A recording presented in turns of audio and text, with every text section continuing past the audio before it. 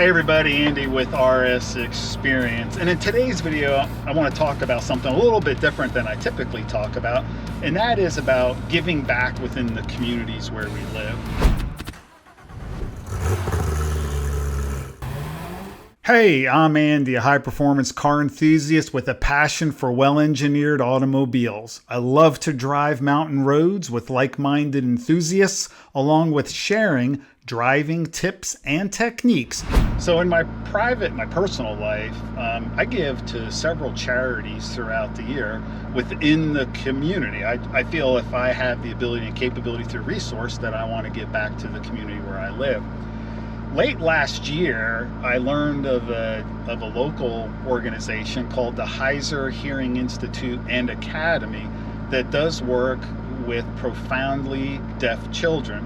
So when I heard about this, I was like, wow, this sounds really cool. How can I take part? What can I do to help? So I learned of a gala that they were having late last year, and it got rescheduled a few times because of COVID, and they were looking for auction items. So as RS Xperience, I said, hey, I want to contribute to this, and we ended up contributing an hour ride along with Andy. So I'm here with Beau, who is the winner of the auction, and I want to give Beau a minute to maybe talk a little bit about the Heuser Hearing Institute, and then we're going to take this thing out for a drive.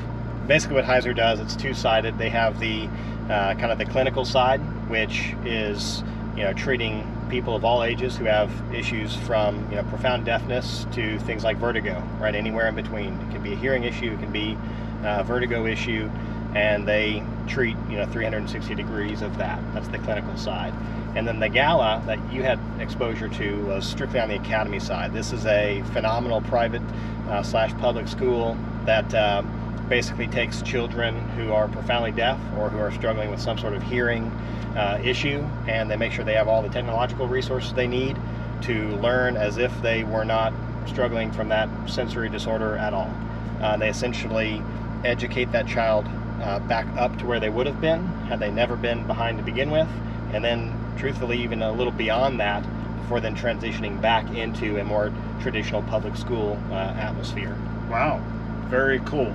So thank you for your contribution to the organization and winning this. And if you were looking to be in an RS, I hope a McLaren is okay. This'll do.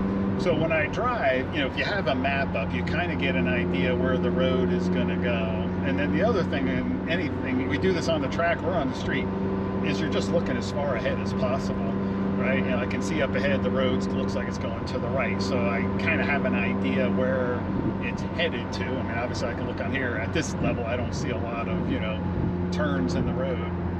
Look off to the left. I see it's going to go up and left again. So my eyes are way ahead. Sure. And what that allows to happen too is if we see things like something in the road or whatever, or a car or something stopped in the road, it just gives us time to prepare for stuff.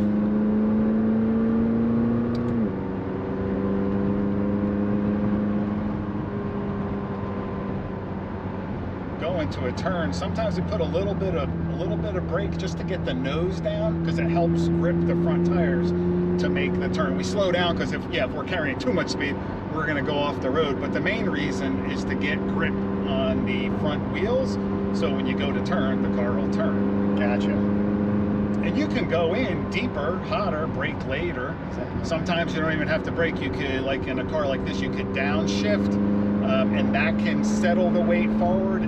It's just like lifting your foot off the gas does make the weight settle forward a little bit. Gotcha. So just braking from any speed gets that additional grip. Can get that additional grip, correct.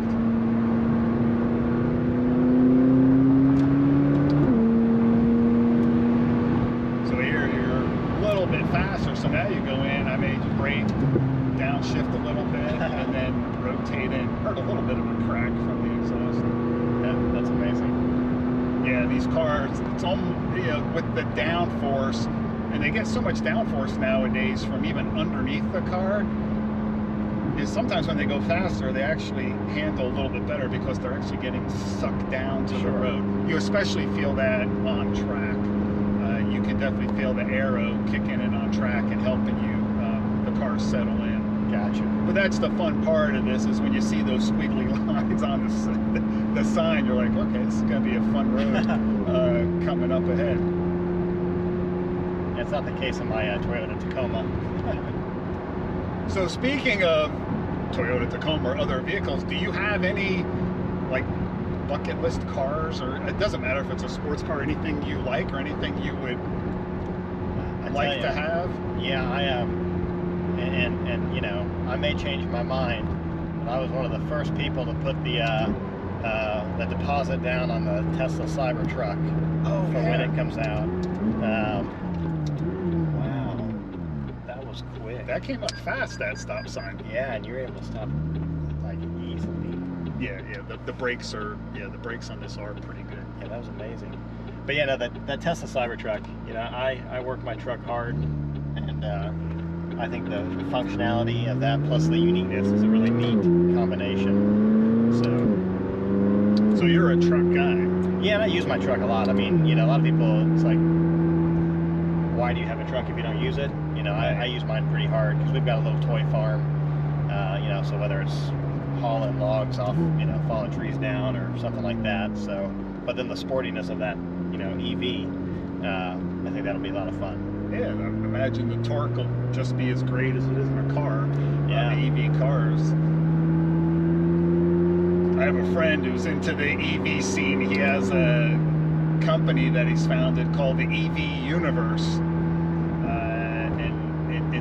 It's going to be all things kind of EVs. Going to be working in the buying and selling space, getting people to connect with buyers and sellers, and then also help them, you know, how to, you know, take care of their car, how to prep their car, especially if they do want to take their car on track or something. Because this is going to be a thing now, as I think we'll start seeing EVs showing up at some track events and whatnot. Yeah. So he's got an interesting thing. He has a Tesla Roadster. Oh wow. From back in the original 2000. Yes, exactly.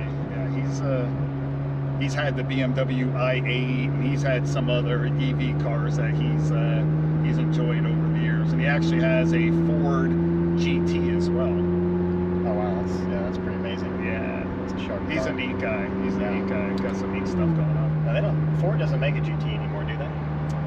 The last they made it, I forget when it was. I'm not good on my years. 16, 15, 16 was the last kind of redo they did. Gotcha. But not in production any longer now. Sure. I don't know what their next car will be.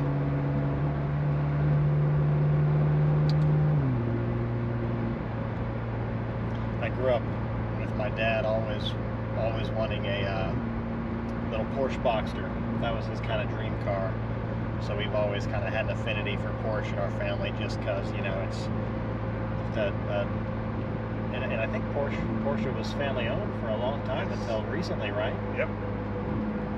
It was in there, and then they were on their own for a bit. Then they got bought up by the VW Group. That's right. Now there's actually talk about the VW Group spinning it off. They're talking about an IPO maybe later this year for Porsche. Has Porsche improved or gotten worse because of that, or is it too? I think they've improved. I would say, how do I say improved? Probably on their end with efficiencies and some scale being in the VW Group. Gotcha. I know I would say that the other guys, the Audis and stuff, have benefited from Porsche as well. Sure. Right? There's got to be some stuff with the technology and their engineering prowess that they've had over the years that has paid off as well. And I think, you know, the biggest thing for Porsche is just having somebody with those deep pockets like VW Group. Yeah. That's probably also helped them out as well. Because, I mean, they were hurting. I mean, in the 90s, I mean, there was a while there where I don't even know if people were sure that they were going to continue to be a viable brand. They were hurting financially. There was actually a time that they were thinking about getting out of the 911, which is like their bread and butter car, but there was a time they were thinking about, well, we're going to move in another direction. So it's an interesting story, the brand over the years. And I'm sure, as I've said to friends, I'm sure I'll be back in a Porsche. Oh, yeah. This is probably a couple year experience, you know, try something new, experience something, but the dependability, the reliability, just the engineering that goes into the cars, they are pretty amazing cars. Oh yeah.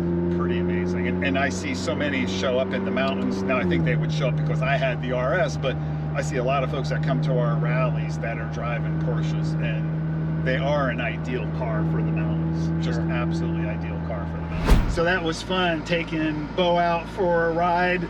We were on some roads where I really couldn't drive too spirited, but I think for Beau, I think we were going fast enough. You know that spot where we came up and all of a sudden there was the cars that were stopped there? We had to stop.